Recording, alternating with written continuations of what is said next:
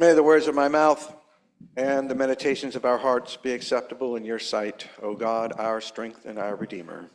Amen. I don't know, it seems like every 2 or 3 Sundays we have a gospel lesson about money. I have to tell you, I don't feel very comfortable talking about money. It is dripping with all kinds of baggage, dripping with shame in our society. You know, if you don't have enough money, you are dripping with shame. If you owe a lot of money, you're dripping with shame. If you have a lot of money, you're afraid your money is going to get taken away, and then other people will find out you have money, and they'll want your money, and you'll be dripping with shame. It's just awful, you see. It's almost as bad as sex, talking about sex. Fortunately, Jesus does not talk about sex nearly as much as he talks about money in the Gospels. Thanks be to God. But in the gospel lesson for today, now it's confusing, right? Are we supposed to admire this manager who basically commits fraud against the owner? I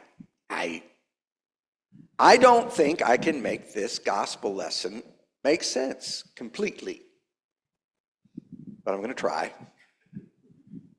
So maybe a little bit of a glance at the lending practices in first century Palestine might shed some light.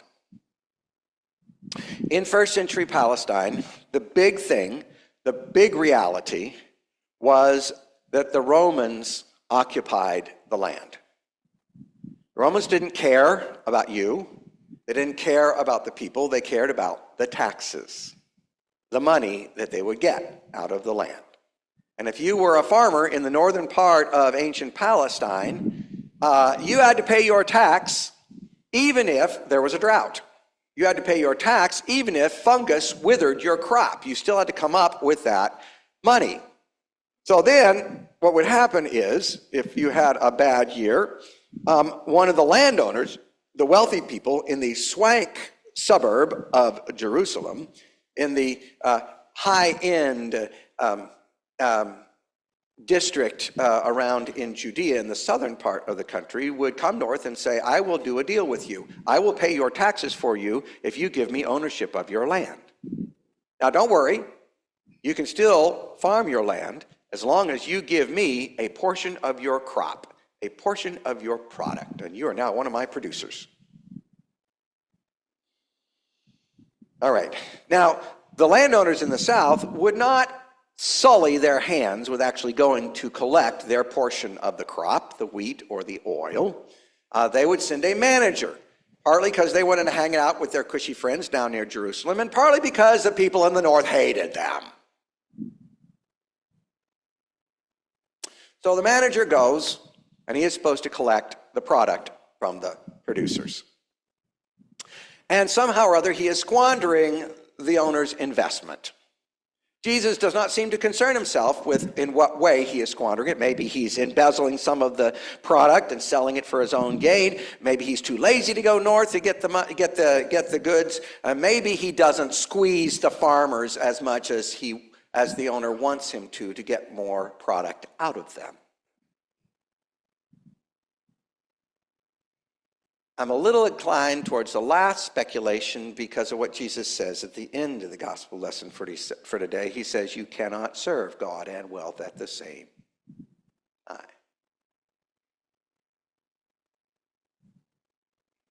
Anyway, the manager goes and he makes friends with the debtors. He switches sides.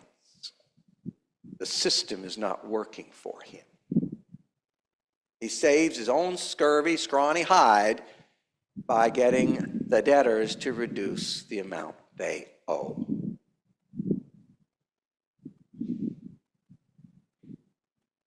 This is what God is like. This parable is the fourth in a set of 5 stories Jesus tells to show us what God is like. And in the first story, now we've heard these first 3 already last week. The first story, God is like a good shepherd who comes and finds us when we have been lost. And then God is like a good woman who comes and finds us when we have been lost. And then God is like a ridiculously, preposterously, embarrassingly, over the top, abundantly, inappropriately merciful Father who welcomes his own scurvy scumbag of a son back home. That's what God is like. And now, here's what God is like. God will switch sides on us if we treat each other like machines, like objects, like things from which we squeeze as much benefit as we possibly can, not caring about who they are as human beings with relationships, loves, and fears, and the light of God. If we use our employees for the sake of their labor and try to give them as little as possible to get as much labor out of them, God will turn on us. Goes the other way too. If we use our employers and try to get as much out of them as we can while giving as little service as we can, God will turn on us. The book of Amos says it similarly. Woe to you who make the ephah small and the shekel great in order to make a little bit more of your pathetic money. Woe to you who sell the sweepings of the wheat. That means the straw and the chaff and the dirt from the floor of the threshing floor that you sweep up along with the wheat, and you put that in the wheat. Now you're selling dirty wheat to people to make a little bit more money. Woe to you. See, because an economic system in general and business in particular are good things. Okay? They're good things. They are ways by which we feed each other, and ways by which we explore the universe, and ways by which we celebrate life. Okay? And the Christian, anybody who is seeking to follow God's ways, will use their business or their employment as a way of serving God by serving each other. We provide an object, a good, or a service that helps people to live or to celebrate life. That's what we do. That's the motivation. And when we do that, then business is a way of serving God. It is honorable, it is respectful, it is a blessing. And when we don't do that, God turns on us.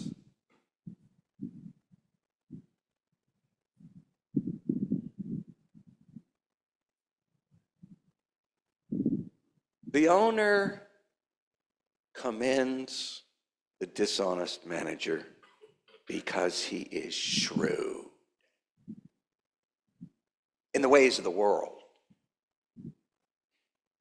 Jesus is implying that we could do a better job being shrewd in the ways of God.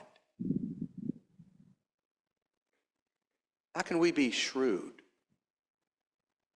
in the ways of God?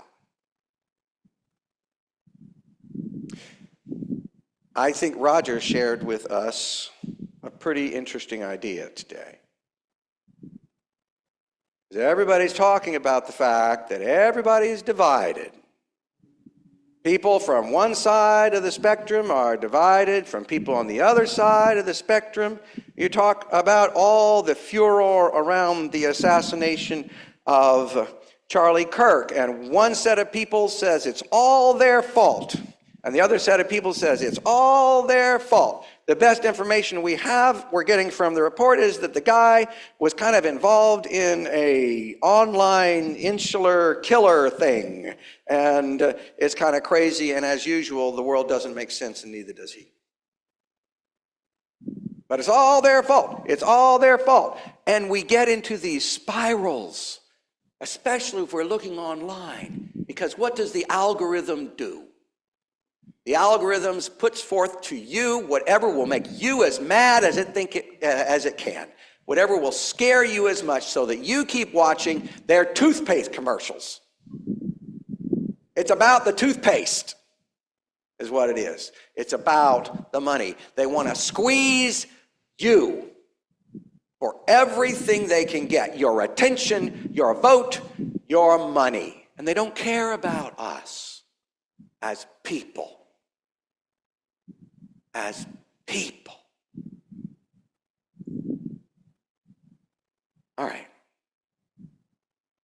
you know what we're going to do? We're going to connect with each other as people. I know, and you know, that we have differences in our congregation over issues that have to do with all these kinds of things, not necessarily the assassination of Charlie Kirk. That was horrible and terrible and an evil thing, but other things we disagree about passionately. Okay? Not saying that we're going to change anybody's mind. That's not the point. The point is that we're going to serve each other. And we'll find out what happens from there. The point is that we're going to trust God beyond our ideologies and beyond our politics to find out what is our next step as a community of faith that's concrete, that's real, that's positive, that has something to do with the love of God for everybody and all creation. What is? I don't know what it is. We're stepping out into something unknown that's not a well-planned out thing. I think maybe that might be rather shrewd ways of God. You can't serve God in wealth, you can't serve God in ideology, and you can't serve God in politics. Serve God with your wealth. You can serve God with your ideology. You can serve God with your politics. All right.